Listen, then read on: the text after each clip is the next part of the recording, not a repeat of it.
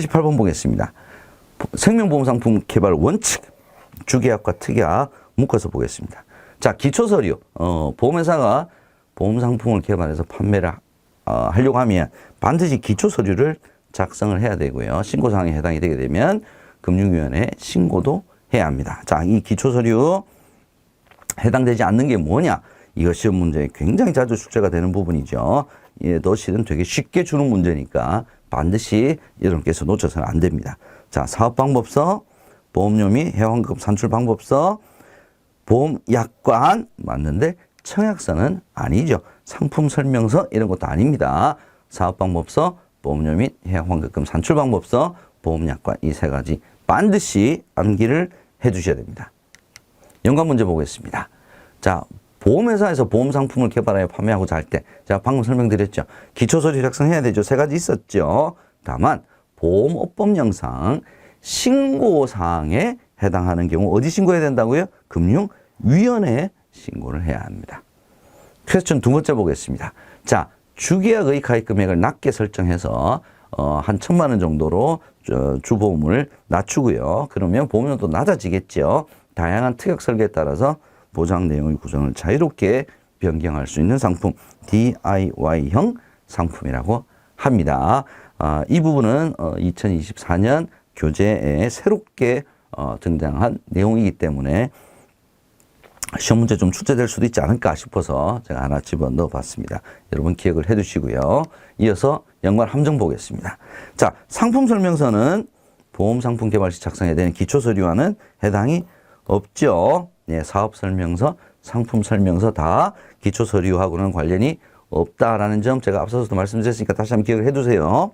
두 번째, 생명보험 상품은 금융위원회에 사전 신고 없이 자율 판매할 수 있다. 신고사항에 해당이 되게 되면 사전에 신고를 해야 된다고 말씀드렸죠. 세 번째, 주계약에는 특약이 반드시 부과가 되지 않아도 주계약만으로도 보험계약이 성립을 하죠. 네 번째, 특약을 새롭게 개발할 경우 보험협회에 신고해야 한다. 자, 특약도 주계약과 동일한 개발 절차를 거쳐야 되는 별도의 상품이죠. 그래서 신고사항에 해당이 되게 되면 금융위원회에 신고를 해야지 보험협회와는 전혀 상관이 없습니다. 79번 특약의 분류. 야, 요거 시험 문제 문장 많이 나옵니다.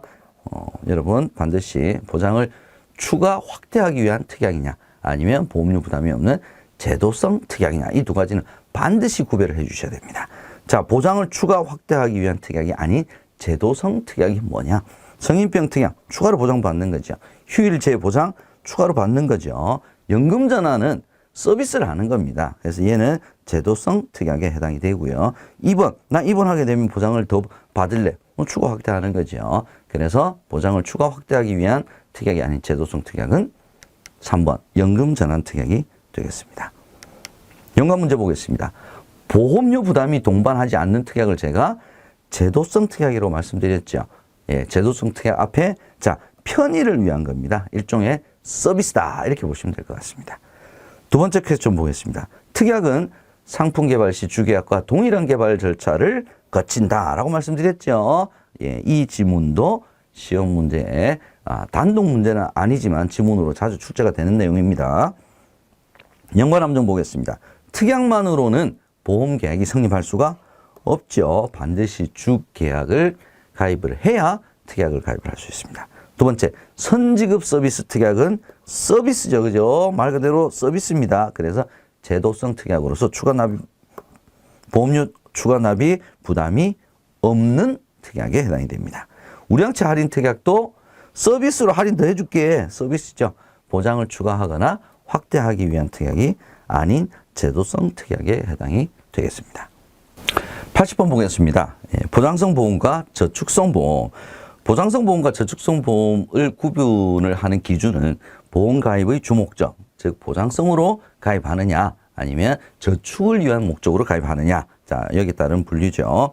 자, 다음 보기 괄호 안에 들어갈 단어가 순서대로 알맞게 연결된 것은 자, 급부금이 전혀 없는 순수 보장성 보험, 그 다음에 환급을 해주는 만기 환급형 보험에 대한 정의가 되겠습니다. 자, 보장성 보험은 생존 시 지급되는 급부금이 전혀 없는 만약에 사망을 하면 당연히 급부금이 있겠죠. 그죠? 예. 그래서 생존입니다. 그 다음에 만기까지 생존했을 때 이미 납입한 보험료를 환급해주는 만기 환급형 보험으로 설계를 할 수가 있습니다. 정답은 2번이 되겠네요. 이어서 연관 문제 살펴보도록 하겠습니다. 자, 첫 번째 퀘스천. 자, 땡땡이란 기준 연령 요건에서 생존 시 지급되는 보험금의 합계액이 이미 납입한 보험료를 초과하지 아니하는 보험. 자, 이게 바로 보장성 보험의 정의죠, 정의. 자, 여기서 마찬가지로 생존 시입니다. 반드시 기억을 해 두시고요. 야, 이 문제는 뭐 계속 나오는 문제니까 여러분께서 반드시 기억을 해 두시기 바랍니다. 연관 함정보죠. 첫 번째, 변액 종신보험, 변액 유니버셜 보장형이죠. 그죠? 예, 이 둘 다 저축성 보험이 아니라 보장성 보험에 해당이 되겠습니다. 두 번째, 개인보험과 단체보험을 분류하는 기준은 보험계약자의 수에 따른 분류가 아니죠. 예, 보험계약의 대상이 개인이냐 단체냐에 따른 분류입니다. 자, 이 지문도 함정으로 자주 출제가 되고 있다는 점 기억을 해두시면 좋을 것 같습니다. 세 번째, 단체보험은 보장성 보험으로만 개발이 가능한 것이 아니라 저축성으로도 개발이 가능하죠. 네 번째, 자산연계형 보험은 생존 시 지급되는 보험금 합계액이 이미 납입한 보험료를 초과하지 않는 보험이다. 자, 이건 뭐냐? 자산연계형 보험이 보장성이냐 저축성이냐 이걸 물어보는 거죠. 자산연계형 보험은 저축성 보험이기 때문에 초과하는 보험이다 라고 해야 맞는 표현이 되겠습니다. 81번 생존, 사망, 생사, 혼합보험. 자, 보험 사고가 생존이냐 사망이냐 생사, 혼합이냐 보험 사고에 따른 분류입니다. 틀린 것 찾아보겠습니다. 1번 생존보험, 사망보험, 생사혼합보험은 보험가입의 주목적, 보험가입의 주목적이 보장이냐 저축이냐, 보장성과 저축성 보험이죠. 일단 1번이 틀린 내용입니다. 2번 생명보험 계약은 정액보상 주된 원칙으로 합니다. 세 번째, 계약자의 의사와 관계없이 의무적으로 부과되는 의무부과 특약 존재하지요. 4번 대부분의 생명보험 상품은 비갱신형 상품이고 정액 보상형 상품이 되겠습니다. 정답은 1번이죠. 연관 문제 보겠습니다. 자, 종신보험과 정기보험의 가장 큰 차이점 뭡니까? 종신은 보험기간이 종신이죠. 정기보험은 보험기간이 기간을 정기로 딱 정해놨다는 겁니다. 그래서 차이점은 보험기간이 되겠습니다. 연관 함정 보겠습니다. 보장성 보험은 사망보험의 보장기능, 생존보험의 저축기능 이 두 가지를 동시에 겸비한 보험은 보장성 보험이 아니라 생사 혼합보험에 대한 설명이죠. 두 번째, 일반적으로 교육보험은 생사 혼합보험이 아니라 저축성 보험이죠. 대표적인 저축성 보험이 교육보험과 연금보험이 해당이 되겠습니다. 세 번째, 종신보험은 피보험자가 보험기간 내에 사망하였을 때 보험금을 지급하는 상품. 보험기간 딱 정해놨다는 거죠. 종신보험이 아니라 정기보험에 대한 설명이 되겠습니다. 82번. 일반계정보험과 특별계정보험의 상품 중에서 특별계정에서 운용하는 상품을 모두 고르시오. 이건 좀 암기를 좀 해주셔야 될 것 같고요. 변액보험 특별계정에서 운영되죠. 연금저축보험 얘도 특별계정이죠. 퇴직연금도 특별계정이죠. 교육보험은 일반계정에서 운영이 되는 상품입니다. 그럼 정답은 가, 다, 라 3번이 되겠습니다. 연관 문제 첫 번째, 특별계정은 보험계약자 간 형평성 및 보험경영의 투명성을 제고하기 위한 제도적 장치가 이가 바로 특별계정이죠. 특별계정에 대한 올바른 설명이 되겠습니다. 연관 함정 보겠습니다. 장기간병보험은 특별계정에서 운영되는 상품과 관련이 없죠. 장기간병보험은 일반계정에서 운영되는 상품입니다. 두 번째, 현재 생명보험회사에서 판매되고 있는 대부분의 보험 상품은 일반계정에서 운영이 되죠. 이게 특별하게 계약자 간의 공평성, 수익을 정확하게 배분을 해야 된다. 이런 경우에 특별계정에서 운영이 되고 있고요. 대부분은 일반계정 상품입니다. 세 번째, 세제적격 연금저축은 일반계정이 아니라 특별계정에서 운영을 한다라고 해야 맞는 내용이 되겠습니다. 83번. 준비금의 이자를 적립하는 방식에 따른 분류. 자, 확정금리형, 뭐 실적배당형, 자산연계형 이런 거 있었죠. 예, 그 중에서도 가장 시험 문제 많이 나오는 부분이 자산연계형 보험에 대한 설명입니다. 자, 옳은 거 찾아보겠습니다. 최저보증이율이 없다. 최저보증이율 있죠. 예, 최저보증이율 있습니다. 그리고 특정 자산의 수익률과 연계도 합니다. 예금자 보호에도 해당이 됩니다. 두 번째, 특정 자산의 운용실적에 연계하여 투자성과를 지급하는 보험상품입니다. 이해가 맞는 내용이네요. 3번, 유가증권 등에 투자하고 운영실적을 매일 평가하여 보험금에 반영하는 보험은 얘는 예, 실적배당형, 변액보험에 대한 설명이네요. 4번, 변액보험보다 높은 수익률을 기대할 수는 없죠. 일반 보험보다는 높은 수익률을 기대할 수 있는 것이 자산연계형 보험입니다. 연관 문제 보겠습니다. 계약자 적립액을 펀드로 운용하여 유가증권 등에 투자하고 운영실적을 매일 평가하여 보험금에 반영하는 보험이 얘가 실적배당형, 즉 변액보험에 대한 설명이죠. 그래서 실적배당형과 자산연계형을 섞어서 자주 출제가 나온다. 된다. 이 점 기억을 해두시면 좋겠습니다.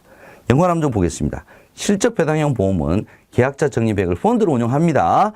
분기별로 운영실적을 평가하여 보험금이 반영하는 것이 아니라 매일 실적배당형 변액보험은 매일 평가합니다. 두 번째, 자산연계형 보험은 대표적인 실적배당형 보험이 아니죠. 실적배당형 보험의 대표는 자산연계형이 아니라 변액보험이었습니다. 84번, 갱신형, 비갱신형 보겠습니다. 이 문제도 뭐 자주 많이 좀 출제가 최근에 좀 되고 있는 문제죠. 갱신형 상품에 대한 설명으로 틀린 것 한번 찾아보겠습니다.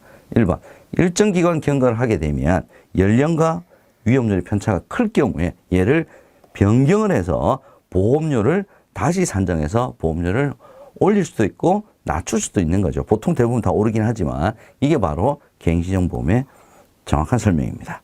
두 번째, 위험률 변동이 너무 커서 갱신 시 보험료 조정을 통해 안정적인 보험계약 운용, 유지를 위해서 도입이 된 것이 갱신형이죠. 3번, 계약 갱신 전에 자동갱신 안내장을 계약자에게 발송을 해서 자세히 안내를 해야 됩니다. 왜? 보험료가 변동이 될 수 있으니까요. 4번, 대부분 생명보험의 상품은 갱신형이 아니라 비갱신형 상품이 되겠습니다. 정답은 4번이죠. 자, 이 네 가지 지문 안에서도 얼마든지 다른 함정을 내서 만들어서 시험 문제 출제가 될 수가 있습니다. 갱신형 상품 굉장히 빈번하지는 않지만 자주 출제가 되는 문제의 유형 중에 하나다라는 점 여러분께서 알아두시면 좋겠습니다. 연관 문제 보겠습니다. 자, 보험회사가 보험기간 중 일정 기간 동안 해약 환급금을 적게 주는 것을 조건으로 보험료 자체를 아예 낮게 책정한 상품. 이게 저해지 환급형입니다. 저해지 환급형, 이 용어를 물어보는 문제가 보기 문제로 출제가 좀 되고 있습니다. 예. 그럼 일정 기간 동안 해약 환급을 적게 주는 것이 아니라 제대로 다 주는 거는, 예, 그게 이제 표준형 상품, 해약 환급금을 적게 주는 것은 저해지 환급형. 아예 안 주는 거, 무해지 환급형. 이 세 가지를 구별을 해 두시면 좋겠습니다. 연관 함정 보겠습니다. 갱신형 보험은 보험 가입 후 일정 기간 경과 시 연령과 위험률을 변경을 한다. 여기까지 맞네요. 그죠? 보험금을 다시 산정하는 것이 아니라 보험료를 다시 산정해서 유지하는 계약이죠. 이게 바로 보험이 갱신형 보험입니다. 두 번째, 갱신형 보험은 계약 갱시 전에 보험 계약자 등에게 반드시 알려줘서 안내장 같은 거 충분히 미리 사전에 설명을 해줘야 됩니다. 이 부분 되게 중요하죠. 이 내용도 지문으로 자주 출제가 돼요. 이 문제 자체가, 이 지문 자체가 정답인 문제는 그렇게 많지는 않지만 반드시 지문에 포함이 되는 내용이다. 그래서 여러분께서 좀 알아두시면 좋겠다라는 점 다시 한번 강조를 드립니다. 85번 종신보험 보겠습니다. 지금부터 이제 상품이네요. 예, 다음 중에서 종신보험에 대한 설명으로 틀린 거 찾아보겠습니다. 1번, 사망을 보장하는 모든 보험 상품은 종신보험이다. 일단 모든이 들어가니까 좀 찝찝하네요. 그죠? 예, 사망을 보장하는 상품 중에는 종신보험 말고도 정기보험도 있고요. 예, 그 다음에 뭐 상해보험에서도 사망을 보장할 수도 있죠. 그래서 일단 1번이 틀린 내용이고요. 2번, 피보험자 사망 시 유가족이 처하게 될 경제적 공궁을 해결해주는 생활보장 상품이다. 이게 다 맞는 내용이고요. 다양한 특약부가 종합보장형 보험 설계 가능한 상품이 종신보험이죠. 정기보험과 종신보험의 가장 큰 차이는 보험 기간이다. 다 맞는 내용입니다. 종신보험은 뭐 매번 시험 문제 나온다고 보시면 될 것 같습니다. 그래서 전반적으로 교재에 있는 내용은 굉장히 적죠. 이것만 가지고는 안 됩니다. 그래서 이제 상품에 관련된 내용들을 다 종신보험과 좀 연관해서 살펴보시면 좋을 것 같습니다.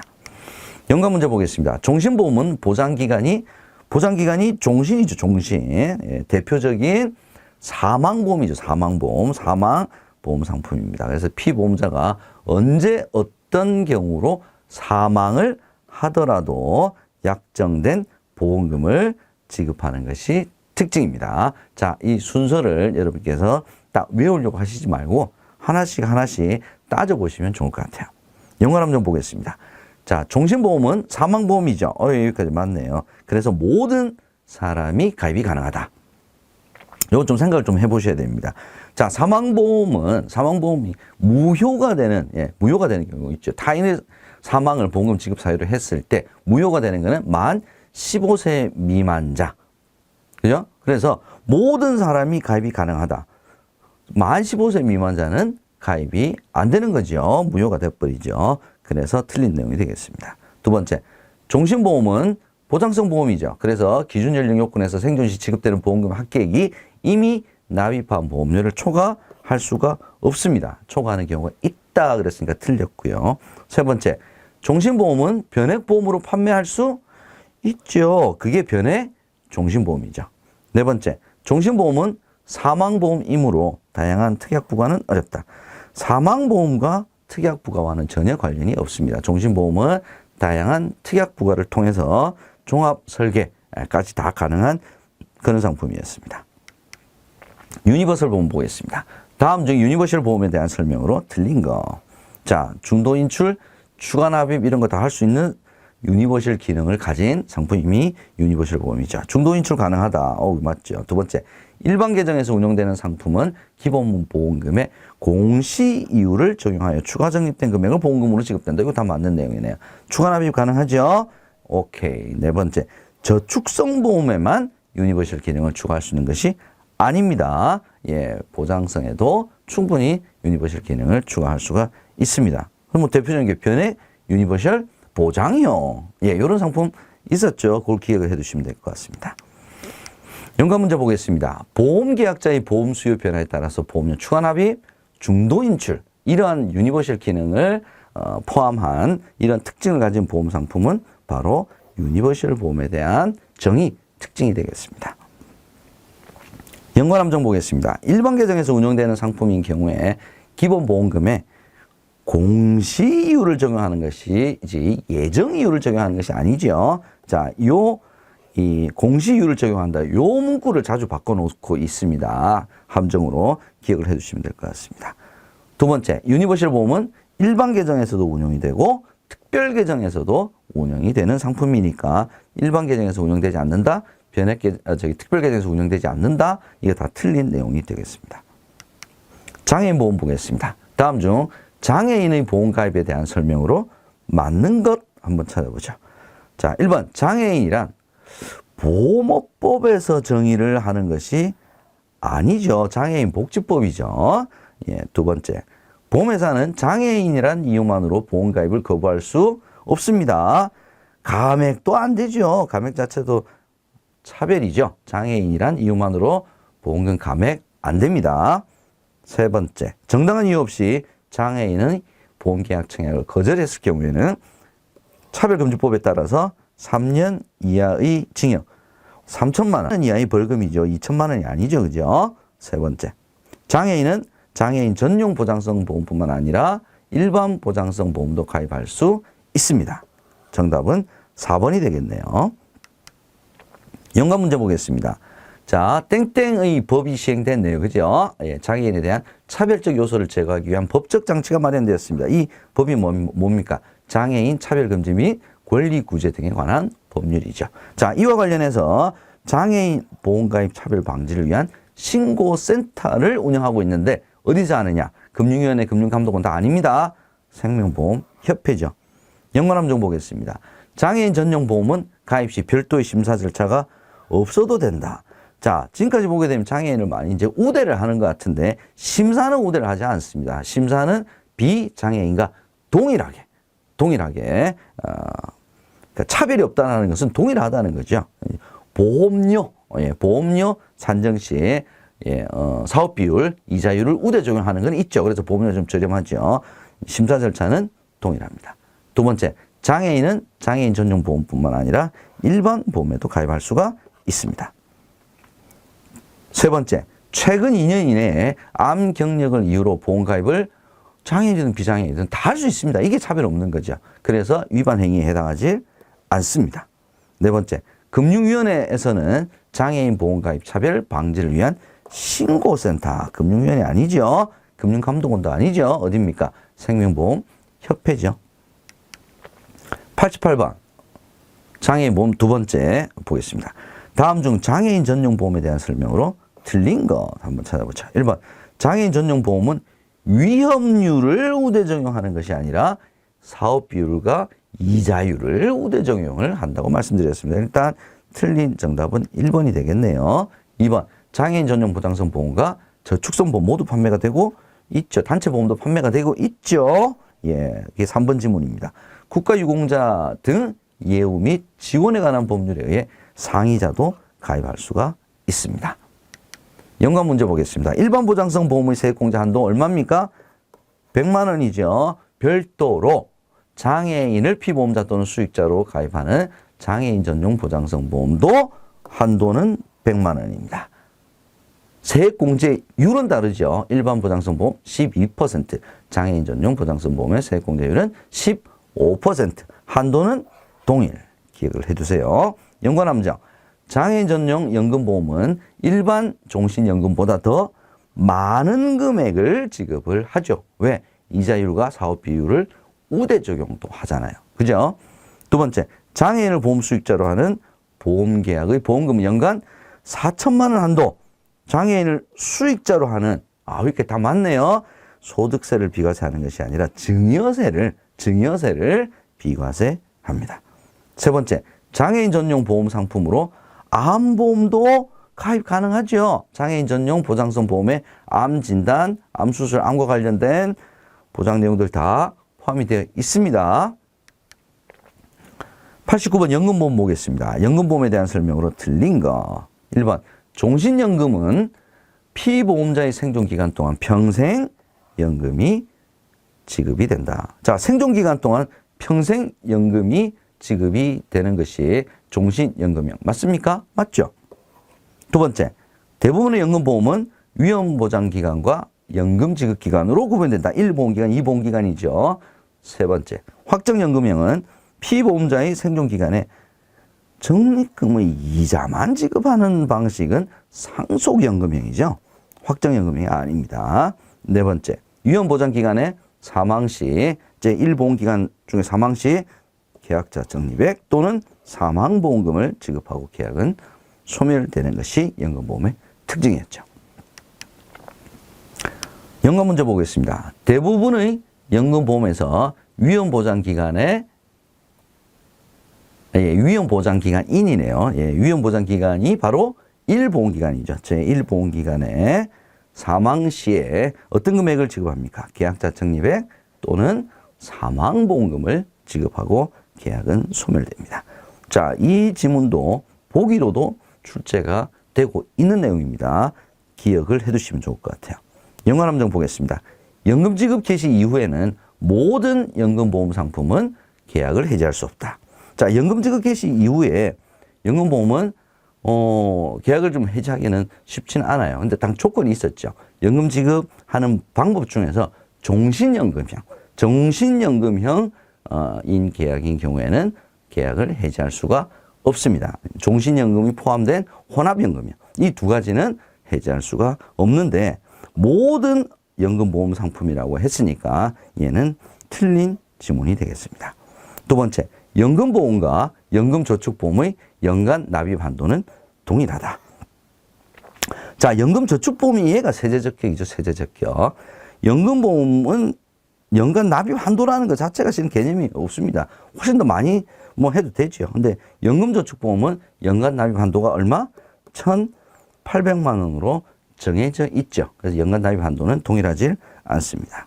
세 번째, 상속연금형은 피보험자 생존기간 동안 평생 지급되는 방식이 아니라 이자만, 적립금의 이자만 지급이 되고 원금은 상속이니까 상속한다는 개념이었죠.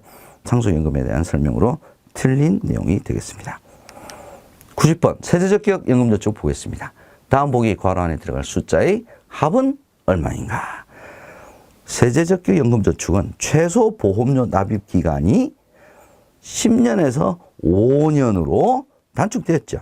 보험료 납입 한도도 분기 한도에서 제가 조금 전에 설명드렸죠. 연간 한도 얼마입니까? 1,800만 원이었죠. 자, 5 플러스 1,800이니까 1,805. 정답은 3번이 되겠습니다. 연관 문제 보죠. 퇴직금 등을 일시에 납입하면 바로 연금 수령이 개시되는 상품이 바로 일시납. 일시에 납입했죠. 그죠? 그리고 바로 연금을 수령할 수 있는 것이 일시납 즉시 연금에 대한 설명입니다. 연관 함정 보겠습니다. 세제적격 연금저축의 최소 보험료 납입 기간이 2013년부터 10년에서 5년으로 단축이 되었죠. 두 번째, 세제적격 연금저축은 55세부터는 가입이 제한된다. 가입 가능 연령, 나이도 실은 세제적격 연금저축의 나이 제한도 아예 없어져 버렸어요. 그래서 55세부터 가입이 제한된다라고 하는 것도 틀린 내용이 되겠습니다. 세 번째, 세제적격 연금저축의 보험료 공제는 소득공제가 아니라 세액공제 방식이죠. 세액공제. 퇴직연금 91번 보겠습니다. 틀린 설명. 1번, 퇴직연금제도에는 확정 기여형 DC형, 확정 급여형 DB형, 개인형 퇴직형 IRP. 맞네요. 이 세 가지죠. 2번, 기업형 IRP는 상시근로자 10인 미만. 얘도 맞네요. 3번, 퇴직연금은 퇴직연금 판매 자격을 취득한 설계사에 한해서 판매할 수가 있습니다. 얘도 맞네요. 4번, 공무원과 군인도 가입할 수가 있게끔 폭이 넓어졌죠. 가입할 수 없다 그랬으니까 틀린 내용이 되겠습니다. 정답은 4번입니다.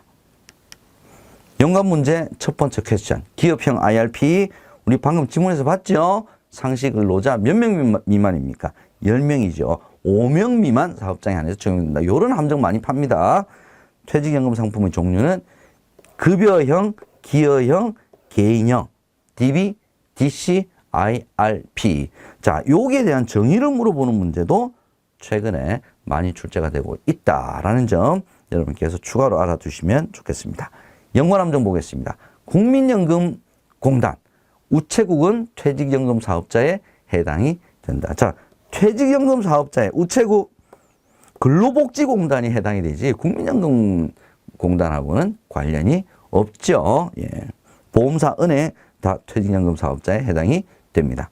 두 번째, 근로자에게 지급될 퇴직급여가 근무기간과 평균 임금에 의해 사전에 미리 결정이 되어 있는 것이 DB형이죠. DB형. 자, 이렇게 DB형과 DC형을 바꿔서 시험 문제에 최근에 자주 출제가 되었다라는 점 제가 여러분께 팁으로 드립니다. DB형, DC형 반드시 구별을 해 주시기 바랍니다. 운용 실적, 운용 결과에 따라서 퇴직급여가 달라지는 것은 DC형입니다. 사전에 결정되는 것은 DB형입니다. 부동산 투자는 퇴직연금 적립금 운용 방식에 해당이 되질 않습니다. 신탁계약 아니면 보험계약입니다. 퇴직연금 적립금 운용 방법 시험 문제에 자주 출제가 되는 부분 아니었는데 최근에 출제가 요거 되었습니다. 기억을 하나 더 해주시면 좋겠습니다. 92번 변액연금, 변액보험이죠. 특징 상품 구조 보겠습니다. 다음 중 변액보험에 대한 설명으로 틀린 거. 1번 변액보험은 2001년 7월부터 판매가 되기 시작했습니다. 2번 변액보험 계약자는 적립금을 운용할 펀드 선택할 수 있죠. 보험기간에도 바꿀 수도 있습니다. 세 번째, 변액보험은 일반 상품과 달리 수익성을 더 중시합니다. 이것도 맞죠. 4번, 변액보험은 중도해지 시 지급된 해약 환급금을 최저 보증하지 않는 실적 배당형 원금 손실도 가능한 상품입니다. 투자형 상품이죠. 정답은 4번이 되겠습니다. 연관 문제 보겠습니다. 변액보험에서 투자 실적에 따라서 변동이 되는 항목은 뭡니까? 보험금. 실적에 따라서 보험금이 바뀌어지죠. 해약, 환급금. 이 두 가지가 투자 실적에 따라서 변동되는 항목이 되겠습니다. 연관 함정 보죠. 보험료에서 사업비와 위험보험료들을 제외한 전부가 다 특별계정에 투입되는 것이 아니죠. 예, 납입한 보험료에서 사업비와 위험보험료 등을 제외한 금액을 특별계정으로 투입하는 것이 일반계정으로 투입하는 것이 아니죠. 변액보험은 특별계정에서 운영이 됩니다. 두 번째, 변액보험은 상법, 보험업법, 요거 다 적용이 되죠. 여신전문금융업법하고는 전혀 관련이 없습니다. 자본시장과 금융투자업에 관한 법률 적용이 됩니다. 그럼 변액보험에 적용되는 세 가지 법률, 상법, 보험업법, 자본시장과 금융투자업에 관한 법률, 이 세 가지입니다. 93번 상품 종류 보겠습니다. 다음 보기에서 설명하는 변액보험은 무엇인가? 자, 여기 또 최근에 나왔던 문제죠. 피보험자 사망 시 사망보험금을 기납입보험료와 비교하여 더 큰 금액을 지급한다. 자, 사망보험금을 기납입보험료를 최저 보증하는 상품은 저축성 변액보험이 변액연금보험 아니면 변액유니버셜 적립형입니다. 그죠? 저축성 변액보험입니다. 근데 자, 변액연금 아니면 변액유니버셜 저축성, 그러니까 적립형이다. 이렇게 이제 둘 중에 하나겠죠. 그죠? 근데 보기 나는 뭡니까? 중도 인출 추가 납입 기능이 있다. 이건 변액연금이 아니라 변액유니버셜 적립형에 대한 설명이 되겠죠. 이 두 가지 가와 나를 다 충족하는 것은 변액유니버셜 적립형이 되겠습니다.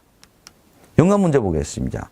퀘스천 1. 변액보험은 자, 뭐의 적용을 받지 않지만 어떤 계정에서 운용되는 선택특약가? 자, 다시 한번 보죠. 변액보험은 일단 기본적으로 투자형 상품이기 때문에 예금자 보호법의 적용을 받지 않습니다. 그런데 선택특약은 특별계정에서 운용되는 것이 아니라 일반 계정에서 운영이 되죠.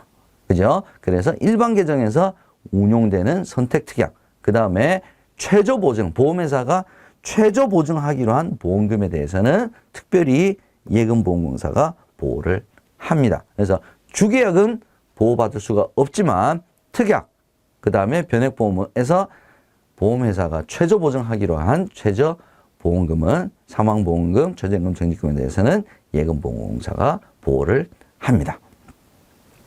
연관함정 보겠습니다. 변동보험계약은 별도의 보험료를 추가 납입해야 된다. 자, 이 지문도 굉장히 많이 나오죠. 자, 기본보험계약 플러스 변동보험계약 플러스 특약, 이렇게 변액보험은 상품 구조가 형성이 되어 있는데 변동보험계약은 투자 실적에 따라서 금액이 이게 변동이 된다는 거지 별도의 보험료를 추가 납입해야 된다. 이거하고는 전혀 관련이 없습니다. 근데 이 지문이 굉장히 자주 출제가 되는 부분이에요.